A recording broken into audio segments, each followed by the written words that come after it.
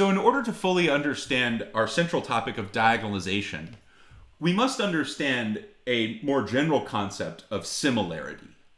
So in linear algebra, we say that a matrix A is similar to a matrix B, and in this case we write A squiggle B, if it's possible to write A as the product of an invertible matrix P with the matrix B with the inverse of P. So when mathematicians say that two matrices are similar, they mean something very specific. They mean that the first matrix can be written down as P times the second matrix times P inverse. So similarity means something very specific in linear algebra. So here's an example illustrating the relationship of similarity. Here we took a complicated 3x3 matrix called A, and we've managed to write it as a 3x3 invertible matrix P multiplied by this other matrix B multiplied by the inverse of this matrix P. Once someone hands us this equation, we know immediately that A is similar to B because we have an equation of the form A equals an invertible times B times the inverse of that invertible matrix. Okay, so why is similarity an interesting relationship? Well, let's say, so this theorem will encapsulate much of the answer to that question. So let's say we know a matrix A is similar to a matrix B. And again, when we say that A is similar to B, what we mean is that A is equal to P times B times P inverse for some invertible matrix P. Well, it turns out that if we know A is similar to B, those two matrices are forced to have the same rank. So the rank of A is equal to the rank of B if we know A and B are similar. It also turns out that similar matrices always have the exact same characteristic polynomial. So if A is similar to B, then the characteristic polynomial of A is equal to the characteristic polynomial of B. And if we think about what the characteristic polynomial encodes, we realize that there's a lot of information stored there. Two matrices with the same characteristic polynomial automatically have the same trace, which means that if A and B are similar, they must have the same trace. Two matrices with the same characteristic polynomial also must have the same determinant. So if A and B are similar matrices, then A and B must have the same determinant. The roots of the characteristic polynomial are exactly the eigenvalues of the matrix. So two similar matrices must have the same eigenvalues. If the characteristic polynomials of two matrices are the same, then certainly the multiplicities of their roots are the same, which means that the algebraic multiplicity of lambda as an eigenvalue of A is always equal to the algebraic multiplicity of lambda as an eigenvalue of B. So if two matrices are similar, then not only do they have the same eigenvalues, but each one of the eigenvalues has the same algebraic multiplicity. It also turns out that if two matrices are similar, their eigenvalues also have the same geometric multiplicity. And another neat fact says that the eigenspaces of two similar matrices do not have to be the same, but they are related. This equation is telling us that if A is equal to P times B times P inverse, the eigenspace of A for lambda is not equal to the eigenspace for B, where the eigenvalue is lambda, but it is equal to the eigenspace for B, where lambda is the eigenvalue, where we multiply every vector in that space by the matrix P. So the punchline here is that if we know that the equation A equals P times B times P inverse is satisfied, which means that A is similar to B, we automatically know that A and B have all of these properties in common. And the upshot here is that if our matrix A is very complicated, but the matrix B is not very complicated, we can solve any one of these problems for A by alternatively working with the matrix B. So let's see this concept in action here. So here we have the relationship A equals P times B times P inverse handed to us. The idea is that the original matrix A is somewhat of a complicated 3 by 3 matrix, but on the other hand, the matrix B is significantly less complicated.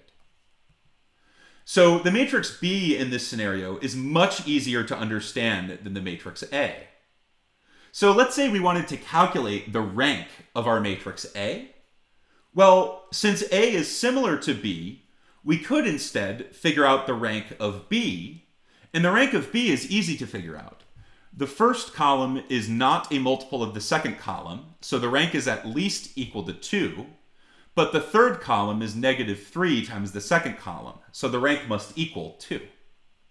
So we can simply look at the matrix B to figure out the rank, and then since we know A is similar to B, we automatically know the rank of A. We can also calculate the trace of A quickly. Now, we could calculate the trace of A by just looking at A. Remember, to find the trace, we sum the diagonal entries. So the trace of A is 74 minus 92 plus 15. But since we know A is similar to B, we might as well just figure out the trace of B, because that arithmetic is significantly easier. Here we're just taking 0 plus -3, which equals -3. We can also figure out the determinant of A by working with B alternatively. A is a complicated 3 by 3 matrix, but B is a much less complicated 3 by 3 matrix. In fact, B is a lower triangular matrix, which means its determinant is the product of the diagonal entries. So instead of finding the determinant of A, we can find the determinant of B, because A is similar to B. And the determinant of B is the product of these diagonal entries, 0 times -3, which of course is equal to 0. We can also quickly figure out the characteristic polynomial of A by instead finding the characteristic polynomial of B. B is a lower triangular matrix, so a direct calculation of the characteristic polynomial is quite simple. We take T times the identity and subtract B, and that is still a lower triangular matrix, and we end up finding T squared times the quantity T plus 3. So again, instead of solving the complicated problem of finding the characteristic polynomial of A, we can solve the easier problem of finding the characteristic polynomial of B. Another thing to point out is that when A and B are similar, if B is much easier to study than A, then this similarity relationship is useful for understanding eigenvalues. Well, we can see that B is a lower triangular matrix, so its eigenvalues are just the diagonal entries. Here, there are only two different diagonal entries, 0 and -3. And if we were to find a basis for the eigenspace of 0 as an eigenvalue of B, we would find 0, 3, 1 as our basis. How can we use this information to, well, I guess we should also say, reference the other eigenvalue. The other eigenvalue of B is lambda equals -3, because that's the other diagonal entry. And if we were to find a basis for that eigenspace, we would find the single vector 0, 0, 1. So those calculations are not difficult. Remember, to find a basis for the eigenspace, we take the matrix and we subtract the eigenvalue from the diagonal, and then we find a basis for the null space of the resulting matrix. And remember, if A and B are similar, we have a relationship between eigenspaces. To find a basis for each eigenspace of A, what we can do is we can take this matrix P in our factorization and multiply it by the basis vectors in the eigenspace for B. So the eigenvalues of A are the same as the eigenvalues of B. So 0 is one of the eigenvalues of A because 0 is one of the eigenvalues of B. And to find a basis for our eigenspace, all we need to do is take the eigenvector in those basis for the eigenspace of B, where lambda is 0, and multiply by the matrix P. When we do the arithmetic here, we get the vector -2, -5, -1. We also know that -3 is an eigenvalue of A because -3 is an eigenvalue of B. To find a basis for the eigenspace of A for lambda equals -3, all we need to do is take the basis vector for the eigenspace of B, where lambda equals -3, and multiply by the matrix P in our factorization. Here, when we multiply the matrix P by the basis vector 0, 0, -1 for the eigenspace of B, we end up producing the basis vector -8, -14, -1 for the eigenspace of A, where lambda again equals -3. So given the similarity relationship, it becomes much easier to work with the matrix A than if we didn't have this similarity relationship.